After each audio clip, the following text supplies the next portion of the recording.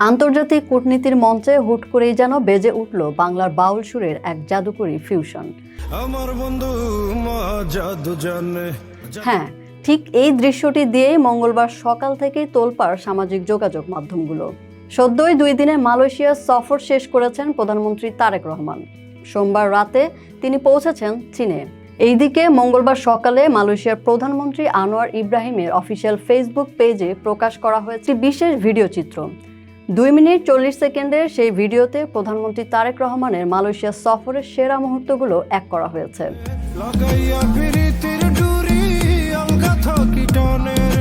গল্পটা এখানেই নয়, রাষ্ট্রীয় সফর নিয়ে এ ধরনের ভিডিও করাই হয়, কিন্তু প্রধানমন্ত্রী তারেক রহমানের সফর নিয়ে করা ভিডিওটি একটু অন্যরকম। আর এই অন্যরকমটা হয়েছে এর আবহ সঙ্গীতের কারণে।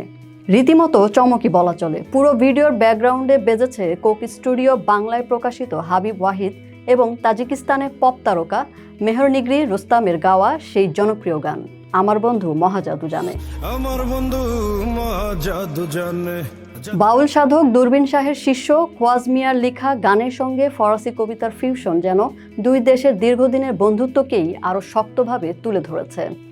ভিডিও এবং গানের মাঝে মালয়েশিয়ার প্রধানমন্ত্রী আনোয়ার ইব্রাহিমের কণ্ঠ ভেসে আসে, যেখানে তিনি রোহিঙ্গা সংকট নিয়ে কথা বলেন। তিনি বলেন, রোহিঙ্গাদের নিরাপদ ও মর্যাদাপূর্ণ প্রত্যাবাসনই এই সংকটের একমাত্র স্থায়ী সমাধান। আর সেই লক্ষ্য অর্জনে দুই দেশের পররাষ্ট্র মন্ত্রণালয় এবং আসিয়ানের মাধ্যমে মিয়ানমার কর্তৃপক্ষের উপর চাপ ও আলোচনা অব্যাহত রাখবে।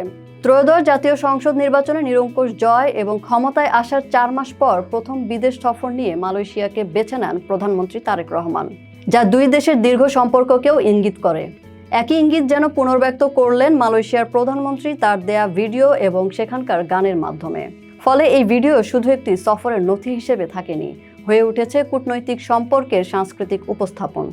মালয়েশিয়ার প্রধানমন্ত্রীর ভিডিও এবং তাতে যোগ করা আমার বন্ধু মহাজাদু জানে গান তাই রীতিমতো আলোচনার জন্ম দিয়েছে। ভিডিওতে গানটি কি নিছক গান হিসেবেই ব্যবহার করা হয়েছে? এটি কি শুধু একটি সফরের ভিডিও, নাকি এর পেছনে আছে আরও গভীর কোনো কূটনৈতিক বার্তা? সে হয়তো সময়ই বলে দিবেন। তবে আন্তর্জাতিক কূটনীতির মঞ্চে সামনের কিছুদিন এই গানের রেশ থাকবে।